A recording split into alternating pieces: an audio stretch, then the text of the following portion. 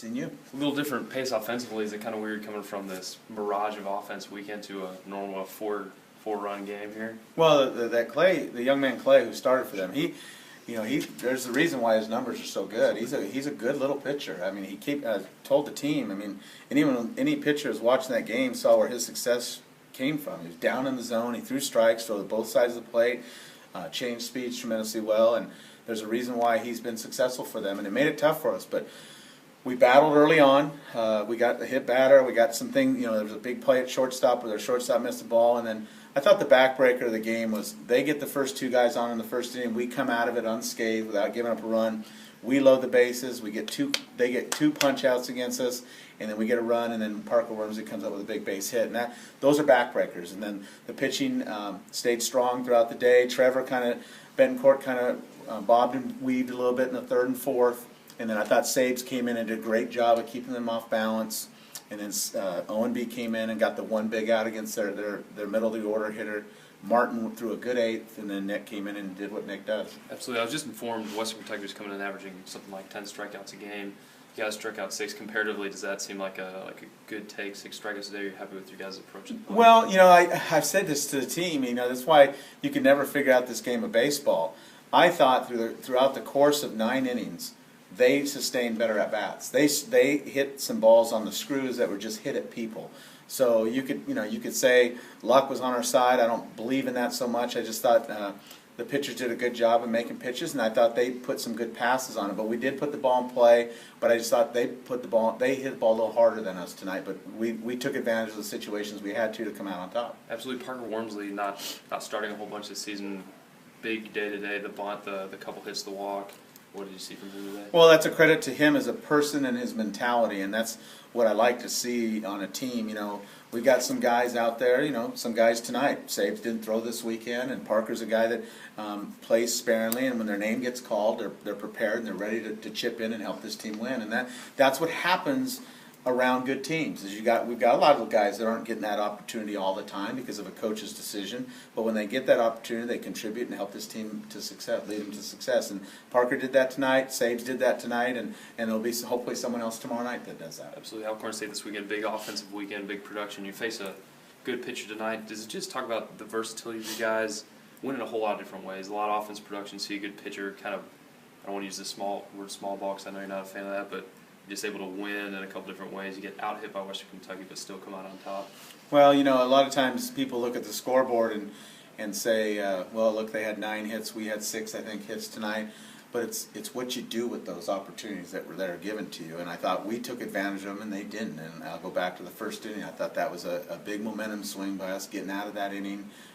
They hit and run on a 3-2 count, which they're being aggressive. We strike a guy out, throw him out at third base, and then we get out of that inning unscathed, and then we are able to break their back with 2 outs. So, yes, there's a lot of different ways to win this game.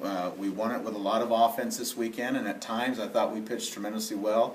And then today we face a good pitcher, and we find other ways to be successful. And I contribute a lot to the defense and the pitching to hold a team to 0 runs. Coach, how do you think Trevor pitched in his first start? I thought Trevor threw well. Early on, I thought he had good stuff in the first couple innings. Bobbed and weaved in the third, got him through that, went out in the fourth. He was having trouble with command of his fastball. He kept saying it was slipping out of his hand. I don't know if it was the cold out on the field. He said it was slipping out, and he just didn't have command. He had great stuff down in the bullpen, and early on he had very good stuff and just lost it. And that's been a little bit of a common theme this year with our younger guys in their first years, that they rock and roll and then they just lose it. And I've seen it a lot with some of these guys, and I go back a lot of it is focus, and they're still learning that this game is about focus each and every pitch and getting to the next pitch when you miss something. And it's just learning process, and we got to continue to learn and teach, and so we can cut those down a little bit. With those young arms going through that learning process, how key is it for this team for Nick Williams to be able to come in late in games and shut people down? Well, I said that to him the other day. It's very important to have that anchor at the end, and Nick, I think, takes a lot of pressure off of our guys when we know that Nick is being Nick Williams and dominates at the end.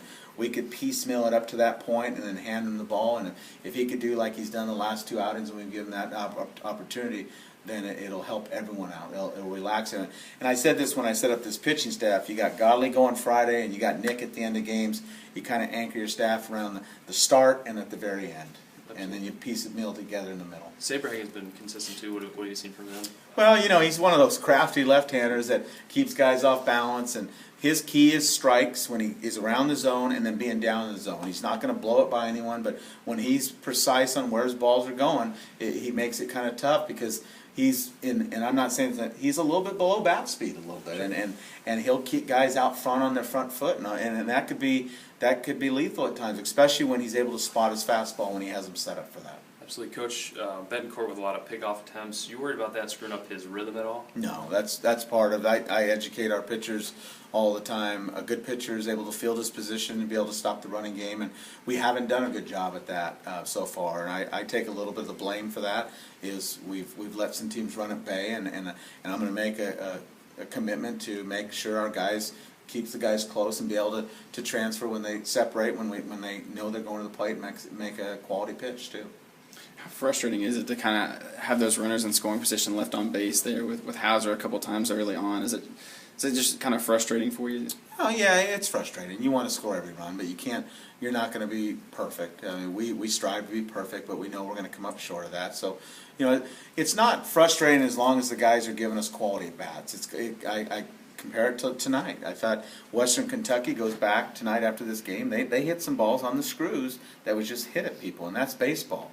And we just want our guys to give us quality at bats in every situation, but especially when runners aren't in scoring position. Do you think it's helped facing that really brutal, tough beginning schedule you guys face with those pitchers? And is that paying dividends now as you guys face somebody like Clay, and it may not have shown how good of a pitcher he was a lot of times? I think it does. I think it will in the long run. We'll, as we move forward into the SEC, I don't think there's going to be anything that shocks us.